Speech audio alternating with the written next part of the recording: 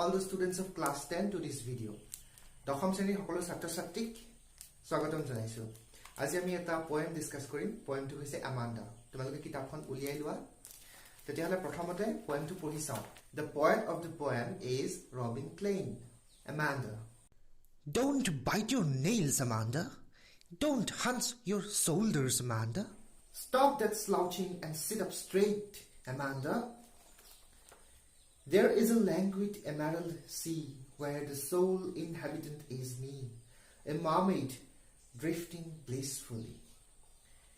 Did you finish your homework, Amanda? Did you tidy your room, Amanda? I thought I told you to clean your shoes, Amanda. I am an orphan, roaming the street. I pattern soft dust with my hushed bare feet. The silence is golden, the freedom is sweet. Don't eat that chocolate, Amanda. Remember your acne, Amanda? Will you please look at me when I'm speaking to you, Amanda? I am Rapunzel, I have not a care.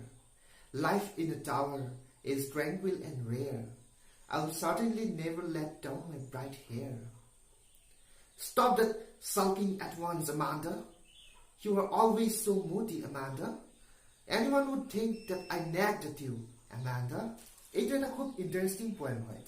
এজনী হৰু ছোৱালীক লৈ পোয়েটে এই পোয়েমটো লিখিছে। ছোৱালীজনীৰ কি নাম? Amanda. আৰু Amanda তাইৰ মাকে সদায় খুব যিকোনো কথাৰ কাৰণে গালি পাৰি থাকে। আৰু হেহে তাই নিজৰ এখন কল্পনাৰ জগতত বিচৰণ কৰি ফুৰে। যেতিয়াই মাকে তাইক গালি পাৰে তেতিয়াই তাই নিজৰ কল্পনাৰ জগতখনলৈ গুচি যায়। গতিকে আমি চাও হা মাকেনো তাইক কেনেকৈ গালি পাৰে আৰু তাইনো কি কি কল্পনা কৰে কবিতাটোত আমি ধুনীয়াকৈ পঢ়িবলৈ পাম। এই যিটো ষ্টাঞ্জা দিছে এই ষ্টাঞ্জাটোত মাকে আমান্দাক গালি পাৰি আছে। কি বুলি গালি পাৰি আছে? Don't bite your nails, Amanda. আমান্দাই চাগে খুব নখ কামুৰি থাকে, সেইকাৰণে মাকে কৈছে যে নখবোৰ কামুৰি নাথাকিবা Amanda. Don't hunch your shoulders, Amanda. Stop that slouching and sit up straight, Amanda. কি কৈছে? আমান্দাই হয়তো বহুতে অলপ কুজা হৈ বহালিকাকে বহে, কাণকিটা অকমান হাউলাই কুজা হৈ বহালিকাকে বহে। গতিকে মাকে কৈছে যে তুমি এনেকে কুজা হৈ বহি নাথাকিবা, কাণকিটা তললে নমাই গাটো এঢলীয়া কৰি কুজা হৈ নবহিবা, ষ্ট্ৰেইটকে বহা, পোনকে বহাচোন তুমি, মাকে সেইবুলি আমান্দাক কৈছে। তাৰপিছত আমান্ডা কল্পনাৰ জগতখনলৈ গুচি গৈছে। মাকে যে গালি পাৰিলে, গালি পোৱাৰ লগে লগে কি হ'ল? আমান্দাই তাই নিজৰ কল্পনাৰ জগতখনলৈ গুচি গ'ল। There is a languid emerald sea where the sole inhabitant is me, a mermaid drifting blissfully. তেতিয়াহ'লে তাই কি কল্পনা কৰিছে? যে এখন শান্ত গভীৰ সেউজীয়া সাগৰৰ কথা কল্পনা কৰিছে, য'ত তাই এজনী মাৰমেড হৈ থাকিব। মাৰমেড মানে কি? মাৰমেড মানে হ'ল জলপৰী। জলপৰী দেখিছা নাই তোমালোকে? ওপৰ ডোখৰ মানুহৰ লিখিয়া আৰু তলৰ ডোখৰ কি? মাছৰ লিখিয়া। গতিকে তেনেকুৱা এজনী পৰী হৈ তাই সাগৰত মুক্ত মনে শান্তিৰে বিচৰণ কৰি ফুৰাৰ কথা কল্পনা কৰি আছে। তাৰপিছত কি কৈছে? Did you finish your homework, Amanda? Did you tidy your room, Amanda?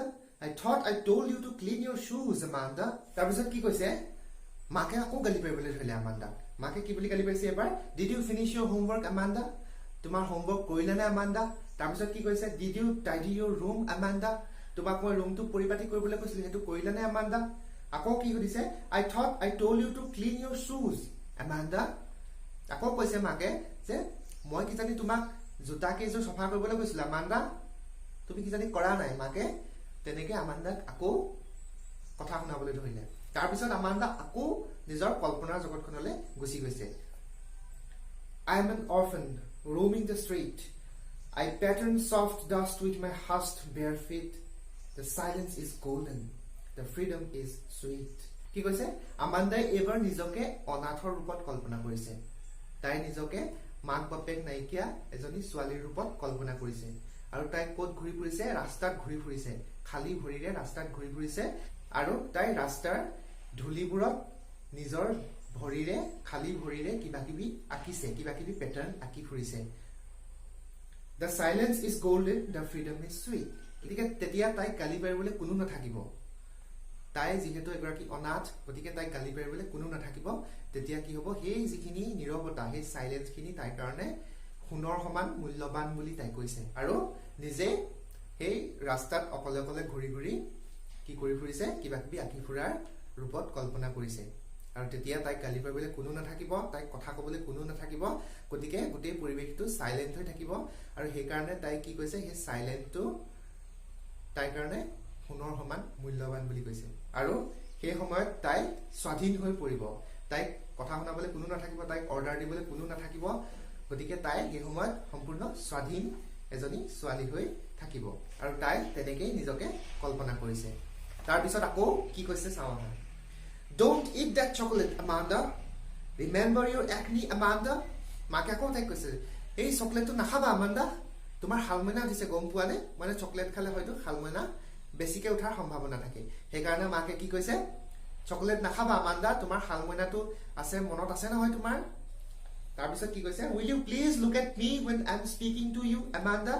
Amanda মানে তললে মুখ কৰি থাকে মাকে যেতিয়া তাইক গালি পাৰে বা কথা শুনায় তেতিয়া তাই তললে মুখ কৰি থাকে তেতিয়া সেই প্ৰথমতে আমি পাইছো নহয় মাকে যে তাইক কৈছে তললে মুখ কৰি কুজা হৈ এঢলীয়া হৈ বহি নাথাকিবা আমাণ্ডা সেই বুলি কৈছিলে নাই গতিকে তাই এইটো স্বভাৱেই যে মাকে কিবা কিবি কলে মেলিলে তাই তললে মুখ কৰি থাকে আৰু সেইকাৰণে মাকে কৈছে মই তোমাক যেতিয়া কিবা এটা কৈছো তুমি মোৰ মুখলৈ নোচোৱা কিয় ওপৰলৈ নোচোৱা কিয় তললে মুখ কৰি থাকা সেই বুলিও মাকে তাইক আকৌ কথা শুনাইছে এবাৰ আমাণ্ডা কল্পনা জগতলৈ গ'লনে নাই এতিয়া আমি চাম I am Rapunzel. I have not a care. Life in a tower is tranquil and rare. I will certainly never let down my bright hair.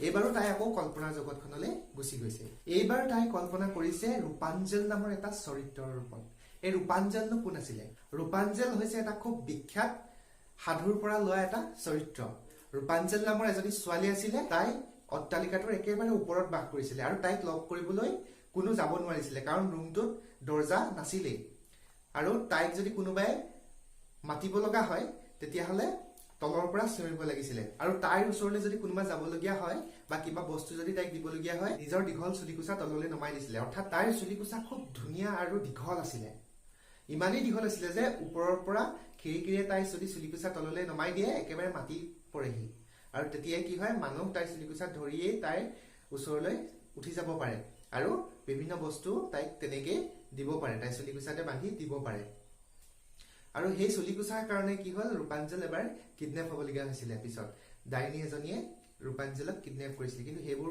পিছৰ কথা তাই এতিয়া মানে আমাণ্ডাই এতিয়া কল্পনা কৰিছে ৰূপাঞ্জলৰ ৰূপত যি ৰূপাঞ্জলে অট্টালিকাটোৰ আটাইতকৈ ওপৰত বাস কৰিছিল এতিয়া মানে আমাণ্ডাৰো সেই তেনেকুৱা এটা অট্টালিকাৰ তেনেকুৱা এটা টাৱাৰৰ ওপৰত বাস কৰিবলৈ মন অকলে অকলে ৰুম এটাৰ ভিতৰত যাতে তাইক কোনেও ডিষ্টাৰ্ব কৰিব নোৱাৰে আৰু তাই কৈছে যে মোৰ দীঘল চুলিকুচা যদি কোনোবাই তললৈ পেলাই দিবলৈও কয় মোৰ ওচৰলৈ কোনোবা যাম বুলি বা কিবা কাৰণত যদি মোক মাতেও তেতিয়াহ'লে মই কিন্তু সেইটো কেতিয়াও নকৰোঁ মানে তাই অকলে থাকিব বিচাৰে তাই মানে কাৰো কথা শুনিব নিবিচাৰে কাৰোৰ পৰা তাই গালি খাব নিবিচাৰে মাকৰ গালি খাই খাই তাই মানে ইমানেই বিৰক্ত হৈ গৈছে যে তাই সম্পূৰ্ণৰূপে অকলে থাকিব বিচাৰে মাকৰ পৰা আঁতৰত সকলো মানুহৰ পৰা আঁতৰত তাই অকলে থাকিব বিচাৰে গতিকে সেই কাৰণে ৰূপাঞ্জল নামৰ চৰিত্ৰটোৰ কথা আমাণ্ডাই কল্পনা কৰিছে ৰূপাঞ্জলৰ ৰূপত নিজকে কল্পনা কৰিছে তাৰ পিছত কি হ'ল Chaura Stop that sulking at once, Amanda.